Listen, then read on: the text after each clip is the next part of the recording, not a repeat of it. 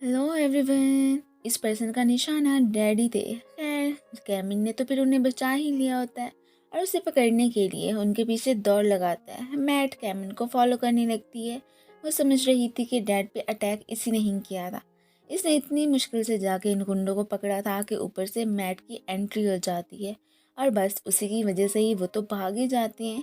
ये कैमिन की दुर्गत बनाने लगी थी कि तुमने मेरे डैड को क्यों मारने की कोशिश की। वो तो समझाता भी है कि तुम्हें कोई मिसअंडरस्टैंडिंग हुई है, जैसा तुम समझ रही है ऐसा कुछ नहीं है। जिन्होंने अटैक किया था वो तो भाग भी गए हैं। ऊपर से पुलिस ही पहुंच आई थी और ये मैडम फिर इसे ही पकड़वा देती है कि इसी ने ही मेरे डैड को मारने की कोशिश की थी। पुलिस स्टेशन आके इसने बात क्लियर कर भी दी होती है कि मैं जस्ट इसके डैड के कल्प्रिट्स को पकड़ने की कोशिश कर रहा था और इसे मिसअंडरस्टैंडिंग हो गई। पर ये उसकी बात पे विश्वास नहीं करने वाली थी। डैड फिर पुलिस स्टेशन पहुंच आए होते हैं। इन्होंने कैमिन की बेल करवा दी थी और ये भी उन्हें मालूम हो ही चुका होता है कि ये तो किंग की तरफ से ही भेजा हुआ आदमी है। मैट तो फिर हेमन के साथ मिलकर घर ही आ चुकी थी। इसे तो मम्मी से फिर थप्पड़ भी पड़ जाता है कि बिना बताए तुमने फिर कल्प्रिट्स के पीछे भागने की कोशिश क्यों की थी। अगर कुछ हो जाता तो ये तो उसे लेके बहुत ज़्यादा ही परेशान रहती हैं कि कभी तो कोई ऐसा इंसान आएगा जो इसे सुधारेगा। कैमिन ने किंग का दिया लेटर इन्हें थमा दिया था, जिसमें कुछ और नहीं बल्कि इनकी बेटी के हवाले से ही उन्होंने राइट किया था कि ज़रूर वो सुलझी हुई होगी। अब आखिर उन्हें क्या पता कि मैट कैसी लड़की है। यही टेंशन तो डैड को बस खाई जा रही थी। अगर दूसरी तरफ देखा जाए तो मैकी ने अपनी गर्लफ्रेंड कार्निका को मिलने जाना था। सर पे फिर साइन ही सवार होता है। हरुई को मम्मी मैकी के पास जाने को बोलती हैं कि यही मौका है। कैमिन तो इधर है नहीं, उसके दिल में अपनी जगह बना लो, और उसे उसकी तरफ ही जाने को बोल रही थी। साइन के फिर पिस्टल दिखाते ही ये मैडम तो इधर ही बेहोश हो जाती हैं। होश में आते ही उन्हें बता देती है कि मैं यहाँ पे प्रिंस से एक्सरसाइज सीखने ही आई हूँ।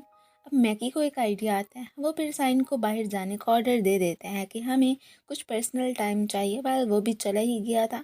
इसे तो एक्सरसाइज करने का कह के खुद तो फिर वहाँ से भाग ही जाता है और इसकी भाग भाग की हालत काफ़ी ज़्यादा ख़राब हो गई थी। अब इसने मैगी की हरकत का सबको बता दिया था। मम्मी तो परेशान ही हो जाती हैं। डैड तो कैमिन को लेके घर ही आ गए थे। मम्मी भी उससे मिल लेती हैं। उन्हें तो शर्मिंदगी थी कि हमारी बेटी की वजह से इसे पुलिस स्टेशन तक जाना पड़ा। अब यहाँ पे फिर उन्हें तसल्ली देते हैं कि कोई बात नहीं, मैंने बुरा नहीं मनाया। मिंत्रा इसे खाने पे बुलाने आई थी कि बाहर मॉम डैड तुम्हारा वेट कर रहे हैं, पर इसका बाहर जाने का मूड नहीं था। इधर ही स्टेयर से तो नीचे गिरने का सोचती है। अब यहीं पे कैमिन भी कॉल सुनने के लिए आया था। अब जैसे ही ये स्टेयर से जंप लगाती है, कैमिन इसे पकड़ लेता है। दोनों ही सीधे जाके फ्लोर पे ही गिरे थे। अभी फिर उसकी नज़र जब इस पे पड़ती है ना, वो तो फिर स्टिक उठा के इसकी दुर्गति बनाने लगती है कि तुम्हारी आखिर मेरे घर में आने की हिम्मत भी कैसे हुई। डैड जो कि कैमिन को बचाने के लिए आगे आते हैं, खुद भी अपनी बेटी से डंडा खा ही बैठे थे।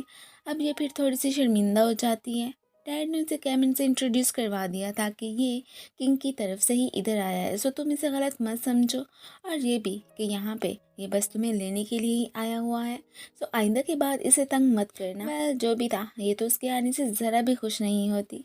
डाइनिंग टेबल पे इससे बहस करती ही रहती है। डैड फिर जाके इसे चुप कराते हैं कि पहले खाना तो खा लो, बाकी बातें बाद में कर लेंगे। इधर मैकी ने कार्निका को अपनी एयर रिंग पहना दी थी कि तुम ही बस मेरी क्वीन बनोगी। ये खुश हो जाती है। साइन जो कि मैगी को ढूंढने निकला था, फिर उसके गुम होने का कैमिन को भी कॉल करके बता देता है कि क्या तुम्हें पता है कि वो कहाँ गया होना। अब जिस प्लेस पे वो था वाकई में उसका फिर से पता ही होता है। सो ये फिर यहाँ पे साइन को उसे उसी प्लेस पे ही जाके ढूंढने के लिए कह देता है कि वो तुम्हें वहाँ पे मिल जाएगा। एक दफ़ा दोनों हॉर्स राइडिंग करते हुए वहाँ पे पहुँच गए थे। वहीं पे फिर मैगी को चोट भी आई थी और उन्होंने एक जगह पे स्टे किया था। वह वो ऐसी जगह कैसे भुला सकता था, वो थी बहुत खूबसूरत। अब यहीं पे ही हमें जनरल के चमचे सुदीप को भी दिखाया जाता है, जो कि यहाँ से मैगी को जाते देख लेता है। दूसरी तरफ फिर मैट अपना अजीबोगरीब हुलिया बना के कैमिन के पास चोरी चोरी पहुँच आई थी। ये उसे देख के सरप्राइज। वो तो खैर इसे अपने साथ एक प्लेस पे चलने को ही बोलने लगती है कि मैंने तुम्हारे साथ कल बुरा किया था ना, सो आज मेरे साथ चलो, मैंने तुम्हें कुछ दिखाना है। वो भी कैसे मना करता, फ़ौरन से तैयार होके आ जाता है कि चलो चलते हैं।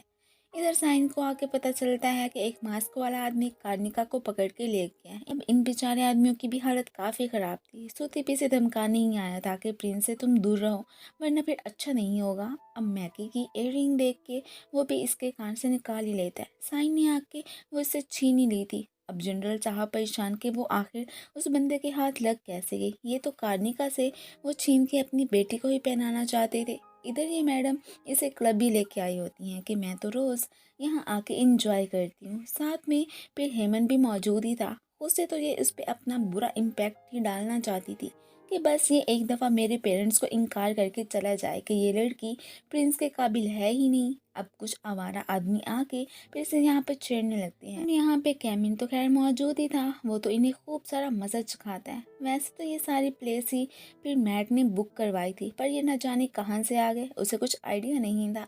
ये उसे यहाँ से चलने को बोलता है पर वो नहीं मानती। यहाँ पे मैट तो उल्टा उसे चेक देके हमेशा हमेशा के लिए यहाँ से चले जाने को ही बोलने लगी थी कि कल मेरे मम्मी पापा को आके इनकार कर जाना कि तुम मुझे अपने साथ राया नहीं लेके जा सकते हो।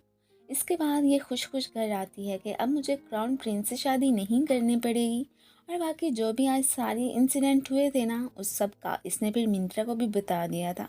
मैकी ने घर आके मम्मी को झूठ बोल दिया था कि मेरी इयररिंग गुम हो चुकी है।